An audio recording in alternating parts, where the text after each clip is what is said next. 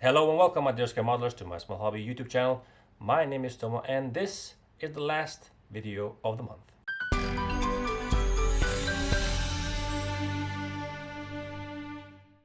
For the last video of the month, we are taking a look at a Raupenschlepper Ost. Ost. The Raupenschlepper Ost. Basically a truck with tracks for snow. Apparently used by the German army in the Eastern Front for transporting probably men and equipment over the tundra and snowy parts of Russia. This is WERK's latest release as well, but I think it is a dragon model, and the fact that it has a dragon logotype on the sprues kind of confirms that suspicion. It also feels a little bit hasty in the way that this model is presented in the box, as you'll see in just a couple of minutes. Everything is just kind of bundled up together, and even the instructions kind of feel rushed and not really thought out. Maybe they were pressed for time, or they just wanted to launch something quickly with this one, but it's not really typically thus worky. But anyway, the model is pretty solid. It has some unique features such as fully detailed drivetrain and engine compartment, as well as the truck load bay.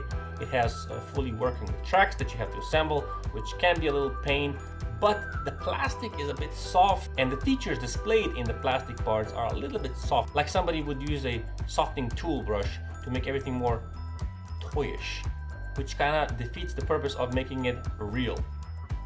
I don't know. Anyway, let's take a look. If you like the content that I make, please consider subscribing, sharing, caring, and clicking that bell notification button in the corner so you'll be notified every single time I upload a video. That usually happens every Sunday. Thank you. Welcome to the last video of the month, the Raupenschlepper Ost. A mouthful again, a German tracked vehicle that was used for transporting stuff, I guess. This is WERK's newest release, and it has highly detailed static plastic model parts. It has pre-cut single track links, engine and drivetrain included, 6 decal options, and photo etch as well. Price-wise, around 45 euros depending on where you live. If I don't count the track links, the photo etch parts, and the chassis. We have 8 sprues that contain all the necessary parts to make up the model. This is certainly not a beginner model, so be careful this Christmas. And even an experienced model builder will have his hands full with this one. I am of course referring to the endless tracks that you will need to assemble to finish the model, together with some photo etch parts, and you got yourself a ho ho ho month. So surely an appropriate model for the appropriate season. Going to the parts themselves, they are good, but not in-house, but from Dragon, the model manufacturer, as you can see here from the logo. And I don't know, it feels like a little bit of a rushed model kit, like they wanted to release it as fast as possible. Don't get me wrong, it's a nice model, it has good features, and it's really a well-designed one. It just has some oddities, like this. What happened here? And this? I don't know.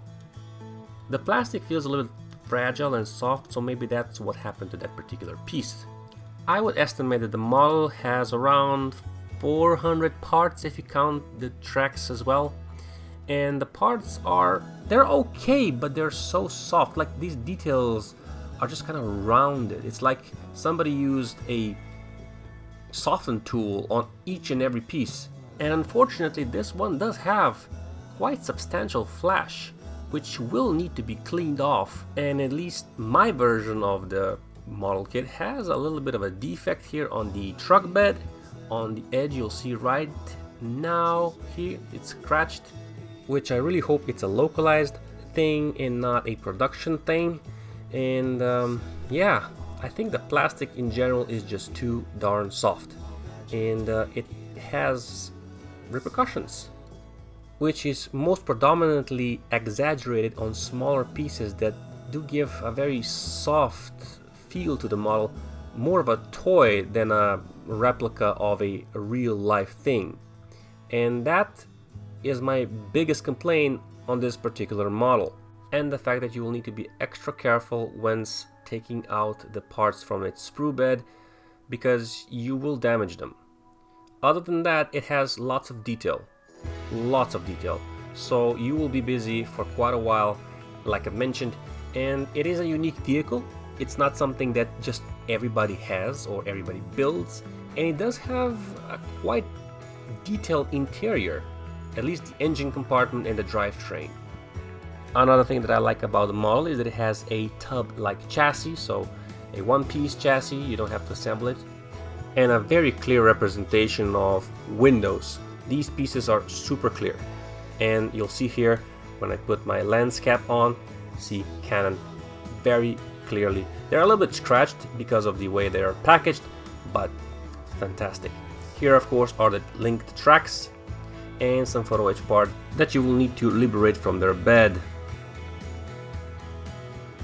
The model also has some mask for windows, and of course a pretty decent decal sheet of paper that has various markings for different types of vehicles, for different types of paint schemes in theaters of war. The very last thing is of course the manual, which is a colored manual, well, semi-colored manual that has all the steps necessary to build up the model.